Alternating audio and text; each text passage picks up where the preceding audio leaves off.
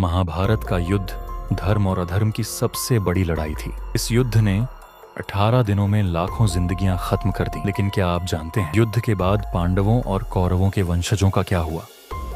आज की इस वीडियो में हम आपको बताएंगे महाभारत युद्ध के बाद की अनसुनी कहानियां। महाभारत के युद्ध के बाद पांडवों का क्या हुआ?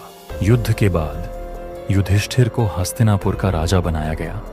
पांडवों ने धर्म और न्याय के साथ शासन किया, लेकिन युद्ध का गम उन्हें कभी नहीं छोड़ पाया। उन्होंने अपने जीवन के अंतिम वर्षों में राजपाट त्याग कर स्वर्गारोहण के लिए हिमालय की ओर प्रस्थान किया। स्वर्गारोहण की यात्रा के दौरान द्रौपदी और अन्य भाई एक एक करके गिरते गए। अंत में केवल युधिष्ठिर जीवित स्वर्ग पहुंचे। उनके साथ एक कुत्ता भी गया जो धर्मराज का प्रतीक था।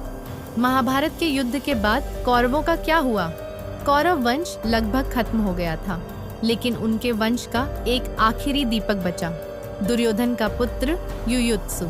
युयुत्सु ने युद्ध में कौरवों का साथ छोड़कर धर्म का पक्ष लिया था। उन्होंने हस्तिनापुर में पांडवों के शासन में सहयोग दिया। वहीं अश्वत्थामा, जिसने क्रोध में आकर द्रौपदी के सभी पुत्रों की हत्या कर दी थी, उसे श्री कृष्ण ने अमृता और कष्ट का श्राप दिया। वह आज भी पृथ्वी पर भटक रहा है। महाभारत के युद्ध के बाद अभिमन्यु के वंशजों का क्या हुआ? अभिमन्यु, जो चक्रव्यूह में वीरगति को प्राप्त हुआ, उसका पुत्र परीक्षित पांडव वंश का उत्तराधिकारी बना। परीक्षित ने धर्म और न्याय के साथ हस्तिनापुर पर शासन किया और उनके बाद उनके पुत्र जन्मेजय ने राज किया। यह वंश आगे भी कई पीढ़ियों तक चला। महाभारत का युद्ध भले ही खत्म हो गया, लेकिन इसके पात्रों और उनकी कहानियों ने हमें धर्म, न्याय और कर्म का पाठ पढ़ाया। यह सिर्फ एक कथा नहीं, बल्कि जीवन जीने की कला है।